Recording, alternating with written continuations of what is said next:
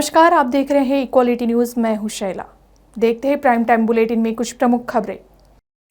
देशद्रोह या राष्ट्रद्रोह को अपराध बनाने वाली आईपीसी की धारा 124A की संवैधानिक वैधता को सुप्रीम कोर्ट में चुनौती दी गई है। सुप्रीम कोर्ट में अब तक सरकार इस कानून का बचाव कर रही थी, लेकिन अब सरकार ने हलफनामा दायर कर कहा है कि वो इस कानून पर विचार करने को तैयार है। महाराष्ट्र से एनसीपी प्रमुख शरद पवार ने कहा है कि अंग्रेजों द्वारा 1890 में शुरू किए गए राष्ट्रद्रोह कानून के अब कोई मायने नहीं रह गए हैं। हाल ही में केंद्र सरकार ने कहा है कि वह कानून पर पुनर्विचार करेगी। शरद पवार इसी पर अपनी प्रतिक्रिया दे रहे थे। शरद पवार ने कहा कि ये कानून विद्रोह को दबाने के लिए अंग्रेजों द्वारा लाया गया था। इस काले कानून के तहत सरकार किसी के भी खिलाफ आरोप लगा सकती है और उन्हें जेल भेज सकती है। हालांकि अब जबकि अंग्रेज चले गए हैं, कानून वही बना हुआ है। अब देश की अपनी ताकत है, साथ ही नागरिकों को अपने सवालों के लिए सरकार के खिलाफ विरोध करने का अधिकार है। इसीलिए इस कानून का अब उपयोग करना उचित नहीं है। मध्य प्रदेश में पंचायत और नगरीय निकाय चुनाव पर सुप्रीम कोर्ट ने राज्य चुनाव आयोग को चुनाव कराने को कहा है। सुप्रीम कोर्ट ने अपने आदेश में कहा है कि आयोग 2 हफ्ते में अधिसूचना जारी करे। अदालत का कहना है कि ओबीसी आरक्षण के लिए तय शर्तों को पूरा किए बिना आरक्षण नहीं दिया जा सकता है। अदालत ने अभी केवल अनुसूचित जाति और अनुसूचित जनजाति आरक्षण के साथ ही चुनाव कराने को कहा है। बता दें कि ओबीसी आरक्षण के मामले में प्रदेश की भाजपा सरकार की रिपोर्ट को कोर्ट ने अधूरा माना है। अधूरी रिपोर्ट होने के कारण मध्य प्रदेश में ओबीसी वर्ग को चुनाव में आरक्षण नहीं मिलेगा। इसीलिए अब स्थानीय चुनाव 36% आरक्षण के साथ ही होंगे।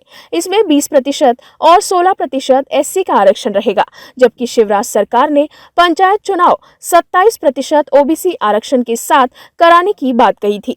इसीलिए चुनाव अटके हुए थे। अदालत के इस आदेश पर मुख्यमंत्री शिवराज सिंह चौहान ने कहा है कि सरकार इस फैसले के खिलाफ रिव्यू पिटीशन दाखिल करेगी। अभी माननीय सर्वोच्च न्यायालय का फैसला आया है। विस्तृत अध्ययन हमने अभी नहीं किया है, लेकिन ओबीसी आरक्षण के साथ ही पंचायत के चुनाव हो, इसके लिए रिव्यू पिटीशन हम दायर करेंगे और पुनः आग्रह करेंगे कि स्थानीय निकायों के चुनाव ओबीसी के आरक्षण के साथ हो। महाराष्ट्र में 2000 और 2002 के बीच 103 पार्षदों को दोषी ठहराने वाले नागपुर महानगर खेल घोटाला मामले में सभी पार्षदों को बरी कर दिया गया है। इसमें जितने भी पार्षद भाजपा के अधिक थे, वे सभी जेल जा चुके थे। बरी होने वालों में भाजपा के नागपुर पूर्व विधायक कृष्णा खोपड़े, मध्य नागपुर के विधायक विकास कुंभारे, 99 पूर्व नगर सेवक, 6 पूर्व दुकानदार और 4 नगर पालिका अधिकारी शामिल है। आरोप था कि 2000 में भाजपा शासित नागपुर नगर निगम में खेल सामग्री घोटाला हुआ था, जब राज्य में कांग्रेस और एनसीपी की सरकार थी। तत्कालीन मुख्यमंत्री विलासराव देशमुख ने नगर विकास विभाग के तत्कालीन सचिव नंदलाल की अध्यक्षता में एक जांच समिति गठित की थी। रिपोर्ट में नंदलाल ने आरोप लगाया था कि खेल बोर्डों को सामग्री उपलब्ध कराने के नाम पर नगर सेवकों ने लाखों रुपए का गबन किया है। इस बीच राज्य सरकार ने खेल साहित्य घोटाले की जांच अपराध शाखा को सौंप दी थी, क्योंकि खेल साहित्य घोटाले की गुंजाइश अधिक थी। आरोपी के खिलाफ आईपीसी की धारा 420, 404 और 468 के तहत मामला दर्ज किया गया था। प्रसिद्ध कथावाचक पंडित प्रदीप मिश्रा का एक वीडियो जमकर वायरल हो रहा है। पंडित प्रदीप मिश्रा इस वीडियो में कथा के दौरान देश को हिंदू राष्ट्र बनाने की मांग करते हुए भजन गाते हुए नजर आ रहे हैं। पंडित प्रदीप मिश्रा के संविधान बदलने वाले बयान से कई अम्बेडकरवादी संगठन भड़क गए हैं। अब पंडित प्रदीप के खिलाफ मध्य प्रदेश के खरगोन में देश की आस्था का प्रतीक और करोड़ों लोगों की भावनाओं को ठेस पहुंचाने के मामले में कानूनी कार्रवाई की मांग की गई है। अनुसूचित जाति, अनुसूचित जनजाति और पिछड़ा वर्ग के द्वारा राष्ट्रपति, राज्यपाल और मुख्यमंत्री के नाम कलेक्टर को ज्ञापन सौंपा गया। बिहार की राजधानी पटना के दानापुर में मंगलवार को कृषि वैज्ञानिक भर्ती बोर्ड द्वारा आयोजित सहायक पदाधिकारी की परीक्षा में परीक्षार्थी द्वारा जमकर हंगामा किया गया। छात्रों का यह आरोप है कि परीक्षा शुरू होते ही कई छात्रों के ऑनलाइन सर्वर डाउन हो गए। इसके कारण उन्हें परीक्षा देने में काफी परेशानियों का सामना करना पड़ा। इसे लेकर परीक्षा देने आए छात्रों ने हंगामा शुरू कर दिया। इन दिनों बिहार के गया शहर के दक्षिणी क्षेत्र में स्थित ब्रह्मयोनी पहाड़ की वीरान वादियों में सुबह सवेरे लोग जल रथ पर डब्बों में भरी पानी को पहाड़ की कठिन चढ़ाई चढ़ते हुए पेड़ पौधों को सिंचित कर रहे हैं। इसके साथ ही साइकिल में लगे साउंड सिस्टम से बजने वाले पर्यावरण संरक्षण के गीत लगाकर लोगों में जागरूकता ला रहे हैं। इस भीषण गर्मी में पहाड़ चढ़ना वैसे ही बहुत कठिन कार्य है, लेकिन इन युवाओं के जज्बे ने ये दिखा दिया है कि भले ही डगर कठिन हो मगर हौसले बुलंद है तो कोई भी कार्य आसान हो जाता है। दरअसल इस पहाड़ को बिना पेड़ वाला पहाड़ कहा जाता है। शहर के नजदीक होने के कारण लोग सुबह की सैर करने इधर आते हैं। एक दो लोगों ने पहाड़ पर पेड़ लगाने और उन्हें पानी देने की शुरुआत की, जिसके बाद लोग जुड़ने लगे और अब पर्यावरण संरक्षकों की पूरी टीम तैयार हो गई। इस मुहिम के तहत पहाड़ पर सैकड़ों पेड़ लगाए जा चुके हैं, उनकी घेराबंदी की गई है।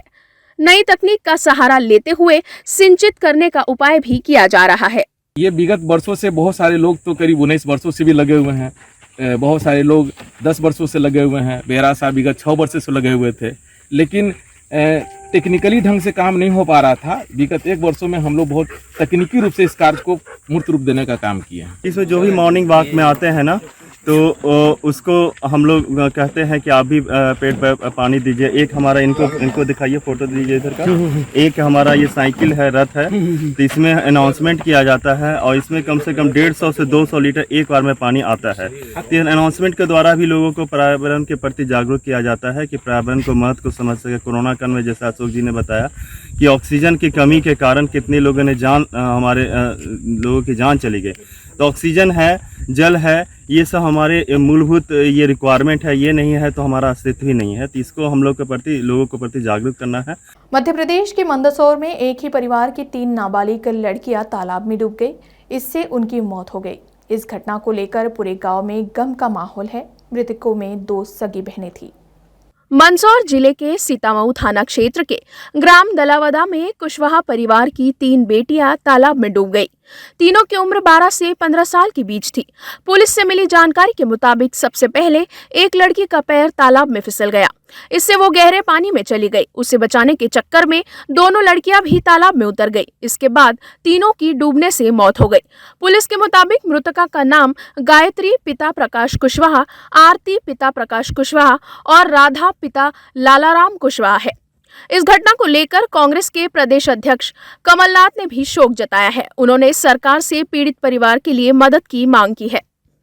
प्राइम टाइम बुलेटिन में अभी के लिए बस इतना ही। खबरों की अधिक जानकारी के लिए आप बने रहिए इक्वालिटी न्यूज के साथ ही अन्य खबरों के लिए आज ही इक्वालिटी न्यूज के फेसबुक पेज को लाइक और फॉलो करें और यूट्यूब चैनल को सब्सक्राइब करना ना भूलें।